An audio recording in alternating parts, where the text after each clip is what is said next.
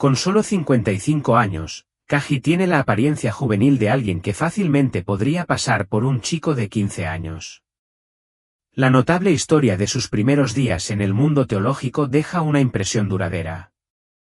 Cuando fue nombrado por primera vez miembro de la Comisión Teológica Internacional, se produjo un momento decisivo cuando el cardenal Ratzinger presentó a los nuevos miembros al Papa Juan Pablo II. Este encuentro serviría como el comienzo de un legado de servicio que luego se repetiría en momentos significativos, como cuando el Papa Francisco presidió la celebración final de Navidad en el Vaticano, marcando la Epifanía del Señor. El mensaje del Papa ese año fue una poderosa reflexión sobre el viaje de los reyes, cuya búsqueda fue guiada por una estrella, símbolo de una nueva luz que ilumina el camino hacia la esperanza. Recientemente, una sorprendente revelación ha sacudido al mundo católico. El cardenal Luis Tagle, un hombre profundamente devoto conocido por su fe inquebrantable y su firme liderazgo, se emocionó visiblemente mientras oraba por las víctimas del devastador tifón que asoló su tierra natal. En un momento de pura emoción, Tagle compartió una verdad inesperada que ha dejado atónitos tanto a creyentes como a escépticos. ¿Qué dijo el cardenal? ¿Podría esta revelación cambiar los fundamentos mismos de la Iglesia tal como la conocemos? Los rumores han comenzado a circular, y muchos se preguntan si esto marca un punto de inflexión en la vida de Tagle o si hay algo más profundo en juego. La verdad que se revela promete ser nada menos que monumental. Como dice elocuentemente el cardenal Tagle, la música es mucho más que una simple forma de sonido. Es un lenguaje universal que une a las almas, un puente que conecta a la humanidad con lo divino. Para los filipinos, la música es una parte esencial de la vida diaria, una expresión tanto de tristeza como de alegría que trasciende las palabras. En sus reflexiones, el cardenal Tagle describe apasionadamente cómo la música está intrincadamente entretejida en el tejido mismo de la existencia filipina, ofreciendo consuelo en momentos de dolor y un medio de celebración en momentos de felicidad. Para él, las emociones más profundas, demasiado profundas para expresarlas, a menudo encuentran su hogar en melodías que hablan al alma. En Filipinas, la música no es simplemente una forma de arte, es un salvavidas espiritual que lleva el peso de la historia y la tradición, encarnando el espíritu colectivo de generaciones. El cardenal Tagle recuerda cómo, en tiempos de duelo comunitario, los fieles recurrían naturalmente al canto, elevando sus voces en armonía para levantar el ánimo y unir los corazones. Esta conexión sagrada con la música se fomentó en el seminario, donde no solo se reconoció, sino que se cultivó activamente. Fue aquí, en medio de himnos y melodías, donde Tagle descubrió no solo un mayor sentido de propósito, sino también un querido mentor en el padre Jim. El padre Jim no era un director de coro cualquiera, era el corazón vibrante del ministerio musical del seminario, transformando los ensayos ordinarios en algo extraordinario. Su pasión por la música daba vida a cada nota, y su habilidad única para crear una atmósfera de alegría y camaradería hizo que la práctica del coro fuera algo que los seminaristas esperaban ansiosamente. Mientras que otros directores podrían haber impuesto una disciplina estricta, el enfoque del padre Jim fue de calidez, humor y un amor compartido por la canción, convirtiendo lo que podría haber sido una tarea mundana en una experiencia verdaderamente mágica. Los seminaristas, aunque no lo expresaron en ese momento, encontraron algo especial en la guía del padre Jim. Fue su energía, su cuidado genuino y su capacidad para hacer de cada práctica una ocasión feliz lo que marcó la diferencia. Incluso fuera de los ensayos estructurados del coro, la música siguió desempeñando un papel importante en la vida de los seminaristas. En el departamento de filosofía, los seminaristas que vivían en un edificio separado conocido como anexo, formaban un grupo de canto único, acertadamente llamado los inesperados. Sus armonías, aunque inesperadas, dejaron una huella duradera en todos los que las escucharon. Con el acento característico y el humor juguetón del padre Jim, a menudo se refería a ellos como los inesperados y su música se convirtió en un testimonio de su vínculo compartido, una expresión de algo mucho más grande que ellos mismos. El cardenal Tagle siempre ha visto el sacerdocio no como una función estacionaria, sino como una misión dinámica que lo lleva a todos los rincones del mundo. Su viaje ha sido largo y agotador, pero siempre lleno de propósito. Una de las acciones más profundas de su misión se vio durante la última celebración navideña en el Vaticano, cuando el Papa Francisco presidió la Epifanía del Señor. En su homilía, el Papa habló del camino emprendido por los reyes, siguiendo la estrella, emblema de la nueva luz que nos guía hacia la esperanza. En un viaje que atravesó 2 continentes y recorrió casi 40,000 kilómetros, el Papa Francisco se embarcó en una de las visitas apostólicas más ambiciosas de la historia. El 2 de septiembre, el avión papal descendió del aeropuerto de Fumino, marcando el comienzo de una peregrinación como ninguna otra. Esta no fue una simple gira o misión diplomática, fue un profundo acto de fe, una demostración de humildad y amor por las personas más marginadas del mundo. El Papa Francisco, en sus últimos años, no buscaba elogios ni reconocimiento. En cambio, estaba siguiendo la misión que Dios le había puesto, viajando a naciones como Indonesia, Papúa Nueva Guinea, Timor Oriental y Singapur, regiones que a menudo pasan desapercibidas por la atención mundial. Mientras el Papa viajaba por estas naciones, el cardenal Tagle estuvo a su lado, dando testimonio del poder transformador de la fe. Para Tagle, este viaje tuvo un significado aún más profundo. La misión, inicialmente prevista en 2020 cuando acababa de llegar a Roma, se había visto suspendida por la pandemia de COVID-19. Ahora, cuando el control de la pandemia disminuyó, el Papa Francisco reavivó la visión del viaje. Para Tagle, no se trataba solo de cumplir un viejo itinerario, era una manifestación del amor paternal del Papa por las periferias existenciales de la Iglesia, esos lugares donde la fe perdura, silenciosa pero resistente, lejos de los grandes espectáculos. Aunque más joven que el Papa Francisco, el cardenal Tagle encontró el viaje físicamente agotador. Los kilómetros, el movimiento. El constante y el horario implacable pasaron factura, pero entendió que aceptar esta carga era un acto de humildad, no de resistencia o fortaleza personal. Cuando los críticos sugirieron que el Papa Francisco estaba descuidando a Occidente en favor de Asia y Oceanía, Tagle respondió recordando que las visitas apostólicas no se tratan de favoritismo. El Papa va donde quiera que la misión lo llame, independientemente de consideraciones geográficas o políticas. Asia, hogar de 2/3 de la población mundial, es una región de marcados contrastes, donde la pobreza extrema a menudo coexiste con una fe profunda. Aquí, el mensaje de Cristo tiene un tipo especial de poder, un poder que trasciende las circunstancias y brilla más frente a la adversidad.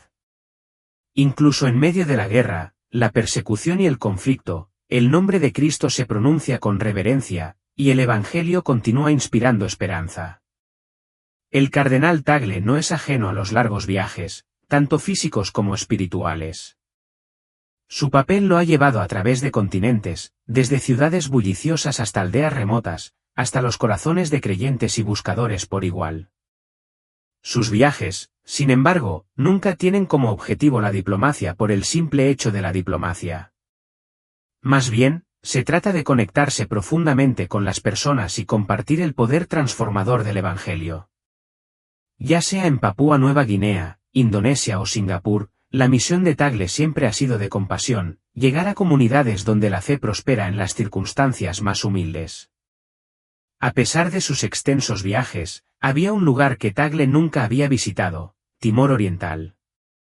Sin embargo, a través de sus encuentros con obispos, sacerdotes y laicos de ese país, llegó a comprender las luchas, las alegrías y las expresiones únicas de fe que dieron forma a sus comunidades. Para Tagle, Asia no era simplemente una región geográfica, sino un rico tapiz de culturas, historias y experiencias espirituales. Cada viaje que emprendió amplió su comprensión de los demás y de sí mismo, profundizando su aprecio por las muchas maneras en que el Espíritu Santo se mueve a través de la humanidad. Se maravilló de las formas creativas en que el cristianismo se arraigó en diversos contextos culturales, siempre sorprendido por la resiliencia y la profundidad de la fe que se encuentran en los lugares más inesperados. Su visión era clara. Esperaba que, cuando el Papa Francisco y su séquito, incluidos los periodistas, pusieran un pie en estas tierras, también fueran testigos de algo profundo y transformador. su deseo era que vieran de primera mano cómo el Espíritu Santo podía infundir vida en comunidades que, según los estándares mundanos, podrían parecer pequeñas o insignificantes, como comunidades a menudo pasadas por alto por la narrativa más amplia de la Iglesia. Estos pequeños rebaños, como él los llamó, contenían valiosas lecciones para el mundo. Una verdad innegable se hizo claramente evidente durante los viajes de Tagle: el cristianismo era a menudo la fe de una minoría. Se refirió a estos creyentes como el pequeño rebaño, un término que tenía un profundo significado. Se mantenían firmes no solo en sus creencias, sino también en su compromiso de permanecer fieles a su fe, incluso mientras navegaban por un mar de creencias y culturas contrastantes. A diferencia de ciertas regiones de Europa, donde la Iglesia todavía gozaba de reconocimiento cultural y social, estas comunidades fieles no tenían tales comodidades ni seguridades. En muchos sentidos, la cruda realidad de su condición de minoría los obligó a regresar a las raíces esenciales y fundacionales del cristianismo. Esta condición de minoría se hizo eco de las experiencias de los primeros discípulos de Jesús, pequeños, a menudo aislados, pero inquebrantables en su compromiso. Tagle recordó vívidamente una conversación que tuvo con un párroco en Nepal. La parroquia del sacerdote era enorme y cubría un área de casi un tercio del tamaño de Italia. Sin embargo, a pesar del vasto territorio, solo tenía 5 feligreses, 5 almas esparcidas por una vasta tierra. Las enormes probabilidades, sin embargo, no disuadieron al sacerdote, quien continuó su misión con un corazón decidido, creyendo en el poder de las comunidades pequeñas y fieles. Para Tagle, esta no era solo una historia de perseverancia, sino la continuación viva de los hechos de los apóstoles. La Iglesia primitiva, al igual que estas comunidades modernas, comenzó con grupos pequeños y dispersos, pero cada uno de ellos ardía con la misma fe ferviente. Incluso en el mundo de hoy, esta realidad persistió, haciéndose eco de los mismos principios de misión y devoción. Las iglesias de Oriente, argumentaba Tagle, tenían mucho que enseñar al resto del mundo. En su soledad descubrieron la fuerza en su humildad, descubrieron la gracia. No se sustentaban en el poder, el estatus o los números. En cambio, prosperaron gracias a una fe tan profundamente arraigada que, por muy aislados que estuvieran, su creencia permaneció inquebrantable. Se convirtieron en un testimonio del poder duradero de la fe frente a la adversidad. La relación de Tagle con el Papa Francisco, basada en el respeto mutuo y la misión compartida, fue mucho más allá de una mera conexión profesional. Su vínculo se había formado mucho antes de que Francisco se convirtiera en Papa en 2012. De hecho, cuando el Papa Benedicto XVI nombró cardenal a Tagle, ninguno de los dos podría haber previsto el papel monumental que Tagle desempeñaría. Apenas unos meses después, en marzo de 2013, Tagle se encontró entre los electores en la Capilla Sistina, parte del cónclave que decidiría el próximo Papa. Fue inolvidable el momento en que el cardenal Jorge Bergoglio recibió los votos necesarios. La sala estalló en aplausos, llena de alegría y alabanza, mientras se extendía una ola de tranquilidad. Dios no había abandonado a su iglesia, pero en ese momento de celebración, la mirada de Tagle se dirigió al nuevo Papa, el cardenal Bergoglio, ahora Papa Francisco. No se alzó triunfante ni disfrutó de la gloria de su elección. En cambio, estaba sentado con la cabeza inclinada en profunda humildad. Esta postura impresionó profundamente a Tagle. Era un poderoso símbolo de la inmensa responsabilidad y obediencia que conllevaba el papado. Fue una rendición a la voluntad de Dios, una voluntad de abrazar el misterio de su plan. Tagle, de pie allí, sintió un poderoso llamado a inclinarse también, no solo en honor del Papa recién elegido, sino en un acto más profundo de confianza y reverencia hacia Dios, el verdadero pastor de la Iglesia. Más tarde esa noche, mientras estaban juntos junto al Papa Francisco, contemplando a la multitud en la plaza de San Pedro, una nueva comprensión invadió a Tagle. Entendió que cada papa es un regalo, una promesa divina que se desarrolla a lo largo de un pontificado. El don del liderazgo del papado fue una promesa sagrada que Dios cumplió en su propio tiempo. Mientras Tagle miraba el mar de rostros debajo, sintió una profunda sensación de gratitud, sabiendo que estaba presenciando el comienzo de algo extraordinario y transformador. A lo largo de los años, Tagle no solo ha admirado al Papa Francisco desde la distancia, sino que ha aprendido de él lecciones invaluables. Como arzobispo de Manila, Tagle enfrentó el enorme desafío de liderar una iglesia donde la fe era venerada y a menudo cuestionada. Las lecciones que aprendió del Papa Francisco se convirtieron en los principios rectores de su propio viaje de liderazgo. Una lección crucial fue la importancia de ver al individuo entre la multitud. Incluso en reuniones de miles de personas, Tagle entendió que era fundamental hacer una pausa, mirar a los ojos de una persona y escuchar su historia. Mantener un toque personal era crucial, incluso en una institución tan vasta y compleja como la Iglesia. Otra lección clave fue aceptar las limitaciones. Ningún líder, por poderoso o bien intencionado que sea, es sobrehumano. Tagle aprendió la importancia de reconocer la necesidad de colaboradores, comprendiendo que ningún individuo puede soportar por sí solo el peso de la misión de la Iglesia. La Iglesia, decía a menudo el Papa Francisco, no existe para el poder o el engrandecimiento personal. Existe para el pueblo. Un verdadero líder, como Tagle llegó a comprender, no es un salvador, sino un servidor humilde y dispuesto a servir. Habiendo trabajado junto al cardenal Bergoglio, el Papa Francisco, mucho antes de que el mundo lo conociera como Santo Padre, Tagle tuvo una visión única del extraordinario papel del Papa. Entre 2005 y 2008, sirvieron juntos en el Consejo Ordinario del Sínodo de los Obispos y Tagle vio en Bergoglio algo notable. Para él, el Papa Francisco no es solo un líder con inmenso poder, sino una parábola viviente de la cercanía de Dios, un recipiente de la compasión divina a través de sus acciones, sus palabras y la calidez de su presencia. El Papa Francisco encarna el Evangelio de una manera que tiene el poder de remodelar el curso de la historia. Bajo el liderazgo del Papa Francisco, la Iglesia no es una institución estancada, esperando que el mundo llegue a ella, más bien es una fuerza dinámica que se extiende activamente al mundo. La Iglesia sale a las calles, a las vidas de personas reales, experimentando sus luchas, alegrías y tristezas. La evangelización, como enfatiza el Papa Francisco, no es una mera tarea, es la razón misma por la que existe la Iglesia. Pero Tagle nos recuerda que la verdadera misión no comienza con la acción, sino con un encuentro profundamente personal con Cristo. Un verdadero cristiano es alguien que ha sentido el amor de Jesús en su corazón, alguien que lleva en su interior la alegría incontenible del Evangelio. El mensaje del Papa Francisco es claro: sin Jesús, sin el Espíritu Santo, la misión pierde su sentido. Se convierte en un esfuerzo humano más, un proyecto social con buenas intenciones, pero que carece de la chispa divina que lo hace verdaderamente transformador.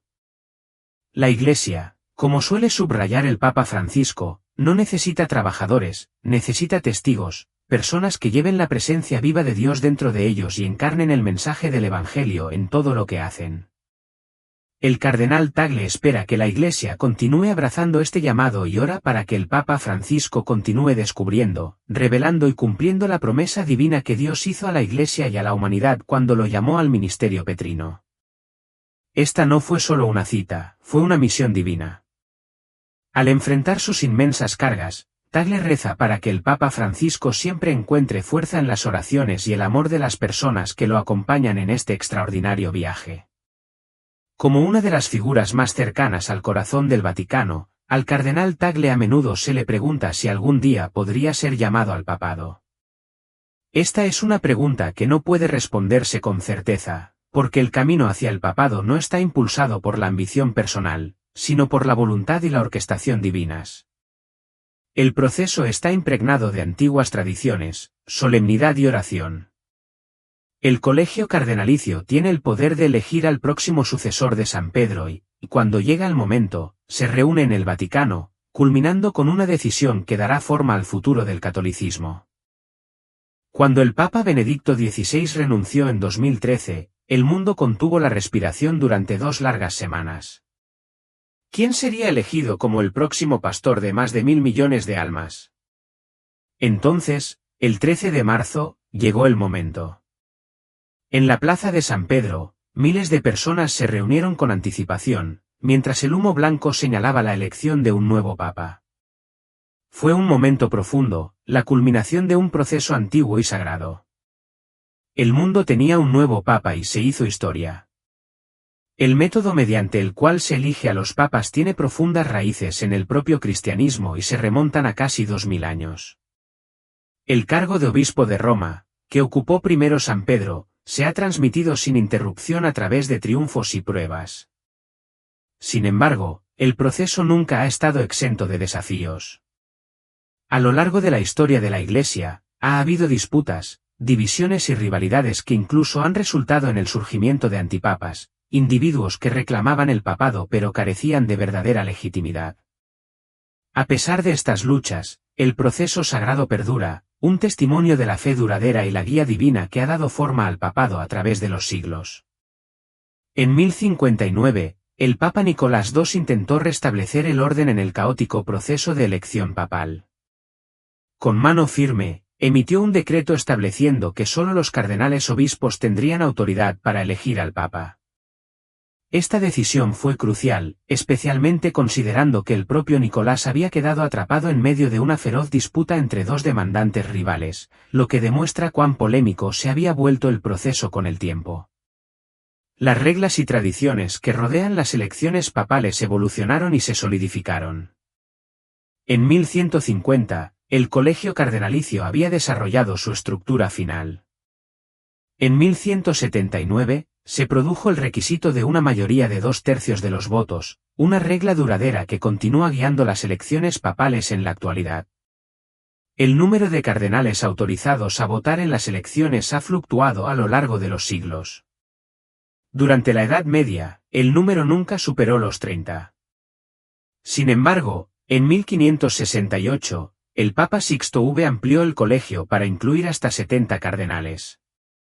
Posteriormente, en 1975, el Papa Pablo VI estableció un límite de 120 electores, norma que se mantiene. Otro cambio significativo se produjo en 1870, cuando el Papa Pablo VI decretó que los cardenales mayores de 80 años ya no serían elegibles para votar en el cónclave.